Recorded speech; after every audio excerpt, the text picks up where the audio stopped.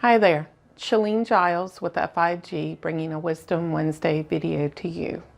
Our theme today is Records Review. At this point of the referral, we've received the signed services agreement, a paid retainer, and also records requested. These records can include medical records from the providers, medical bills, documents pertaining to the lawsuit or the litigation of the case, and an other category. Other would be vocational, educational records, Social Security disability, things that don't necessarily apply to our referral, but sometimes the referral source will include them. One of the things to remember, at FIG, we request electronic records rather than hard copy records. I remember when we would receive boxes of records at our doorstep and we would have to go through them. Thank goodness for a large dining room table. The only problem was when the cats would come and jump up on the table and come sliding through and mess up our different piles. Before you dive into the records review, organize the records. Know what you have and what you don't have. We like to organize based on a chronological order. We start with the date of the accident or the incident. We group records by providers, but in a chronological order. And then the last record is going to be the last record that we have. For example, the client saw the provider 3 months ago. Once we've organized the records, now we can create a table of contents. Who's the provider, the facility, the specialty, the first date of a medical record, and then the last date of the medical record. If we have medical bills scattered within the medical records, we separate those very quickly. We also organize by provider and chronological with the bills as well. We conduct an initial brief review of the medical record so we can obtain the big picture. We want to know the last chapter of the book. What happened? What are the outcomes? Then we'll take a deeper dive in the records, and at that point we'll create a chronology. We'll talk about chronology next video.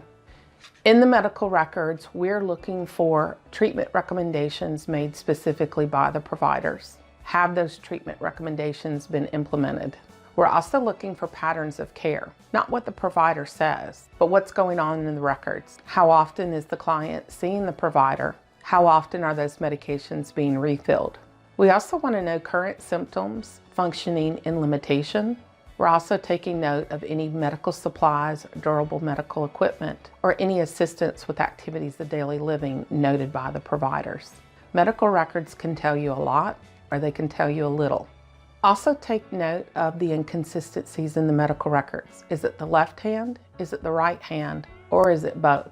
I actually had a case where it was the same exact diagnosis on the left hand and the right hand. I thought the records were incorrect.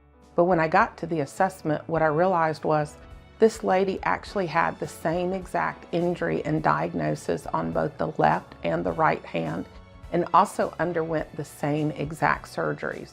It was a motor vehicle accident. She put her hands up when the airbag deployed, so she broke several bones in both hands and wrists. So it was the left and the right. I was wrong. As we're taking a deeper dive into the medical records, we want to know what's missing. If the provider recommended a neurological evaluation, but you don't see a neurological evaluation report, that's something to request. If the record stopped 2 years ago, but the provider did not release him from care, I'd like to see additional records. So what we do is we make a cheat sheet or a list of additional requests to take back to the referral source after we've reviewed the records. In addition to your cheat sheet or your additional request, make a list of questions to ask the referral source. What happened here? What happened there? This is going to help wrap your brain around the case, understand the referral source's strategies, especially as an expert witness. So when we consider records review, it's much deeper than just reviewing records. We're going to organize our records, create a table of contents, look at treatment recommendations, patterns of care, also symptoms, limitations, activities of daily living. We're taking note of any medications, medical supplies, or DME. We also want to know what's not included in the records and make additional requests for the referral source. And then also create a list of questions that we have that are unanswered from the records. This is Shalene Giles saying, have a blessed day and enjoy your records review.